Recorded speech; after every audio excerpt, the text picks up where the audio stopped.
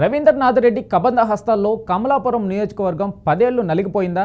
నియోజకవర్గంలో అవినీతి, అక్రమాలు, చెరువులు, భూ కబ్జాల నుంచి రౌడీయిజం వరకు తారాస్థాయిలో కొనసాగాయా? అక్కడ రవీంద్రనాథ్ రెడ్డి చెప్పిందే నడవాలని నిబంధనలు ఉన్నాయా? అతడిని ప్రతిపక్ష నేతలు చెరువులు దొంగ అని ఎందుకు పిలిచేవారు?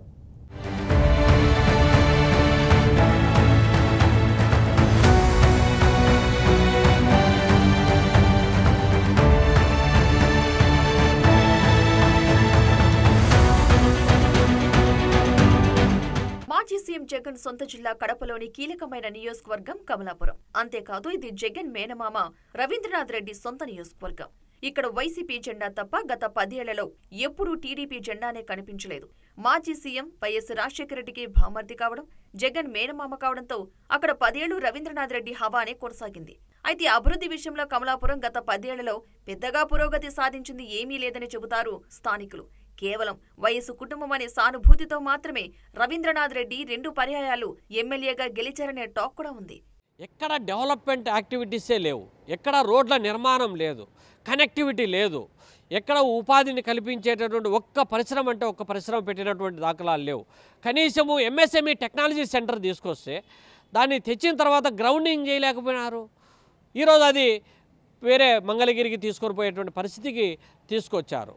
పోనీ పేదోళ్లకు సంబంధించినటువంటి భూములు ఏమన్నా ఇచ్చారంటే ఎక్కడ పడితే అక్కడ విలువైనటువంటి ప్రభుత్వం వంక, వాగు, చెరువు, రస్తా, అసైన్డ్, దేవాదా, ఈనాం, వక్ఫ్ బోర్డు, శ్మశానాలు కూడా వదలకుండా వీళ్ళు ఆక్రమించుకొని అమ్ముకొని చివరకు గతంలో ఎప్పుడో ఇందిరాగాంధీ గవర్నమెంట్లో వెట్టి చాకిరి విముక్తి కింద పాలంపల్ల ఆ చుట్టుపక్కల గ్రామాలకు పొలతల్లో భూములు ఇస్తే ఆ భూముల మీద కూడా కన్నేసి ఈరోజు వైసీపీ నాయకులు ఎవరైతే ఉన్నారో, ఎమ్మెల్యే అనుచరులు ఎవరైతే ఉన్నారో వాటిని ఆక్రమించుకొని వాళ్ళను పారదోలుతున్నటువంటి పరిస్థితి.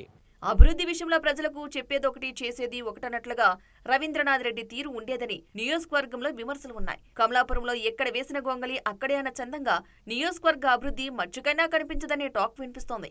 కమలాపురం గ్రామ పంచాయతీగా ఉన్న సమయంలోనే అండర్ డ్రైనేజీని తీసుకొచ్చిన ఘనత తెలుగుదేశం నాయకులదని, అయితే తర్వాత అధికారంలోకి వచ్చిన YSR Congress party under drainage పనులను ఆర్థికంగా సంపాదించుకోవడానికి ఉపయోగించుకుందని టీడీపీ నేతలు విమర్శిస్తారు.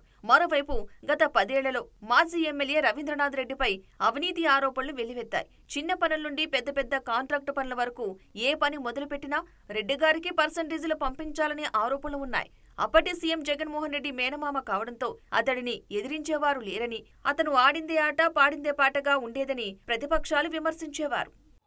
ఒక గాలేరు నగరిలో అంతర్భాగమైనటువంటి సర్వరాయ సాగర్ నిర్మాణంలో ఈయనే కాంట్రాక్టరుకు సంబంధించినటువంటి ఆ ప్రాజెక్టు నిర్మాణంలో అవసరమైనటువంటి కట్ట నిర్మాణం కోసం అవసరమైన భూమిని లేకపోతే మట్టిని తవ్వుకోవడానికి అక్కడ ఉన్నటువంటి డీకేటీ భూములు లేకపోతే ఎస్సీల దగ్గర ఉన్నటువంటి భూములు బలవంతంగా లాక్కొని వాళ్లకు డబ్బులు ఇవ్వకుండా పెండింగ్లో పెట్టి కోర్టులో వేసి రకరకాల ఇబ్బందులు పెట్టి ఆ భూమినంతా తవ్వుకొని ఆ కట్టబోసిన తర్వాత అదే సర్వరాయ సాగర్లో ఉన్నటువంటి నీళ్లను ఇప్పుడు ఈ తవ్వినటువంటి ప్రాంతం అంతా చేపల చెరువులుగా మార్చుకొని వాటిని వినియోగించుకుంటా ఉన్నాడు. ఇదిలా ఉంటే 2024లో జరిగిన అసెంబ్లీ ఎన్నికల్లో కమలాపురం నియోజకవర్గంలో వైఎస్ఆర్సీపీకి ఎదురుదెబ్బ తగిలింది. వైఎస్ఆర్సీపీ ఎమ్మెల్యే అభ్యర్థి రవీంద్రనాథ్ రెడ్డిపై కూటమి ఎమ్మెల్యే పుత్తా కృష్ణ చైతన్య రెడ్డి కమలాపురం నియోజకవర్గంలో టీడీపీ జెండా ఎగరవేశారు. దాంతో రవీంద్రనాథ్ రెడ్డి ఆగడాలకు అడ్డుకట్ట పడిందని టీడీపీ నేతలు, ప్రజలు చెబుతున్నారు. జగన్ సొంత జిల్లా కడపలోని కీలకమైన నియోజకవర్గం కమలాపురం కావడంతో అలాంటి నియోజకవర్గంలో ఇప్పుడు రాజకీయాలు వాయువేగ మనోవేగంతో మారిపోతున్నాయి. ఇక్కడ చింతకొండ మండలంలో ఉన్నటువంటి భూములు ఆక్రమణకు గురైనాయి, ఫారెస్ట్ భూములు ఆక్రమణకు గురైనాయని చెప్పి ఒక పక్క బయటకు వస్తూ ఉన్నాయి.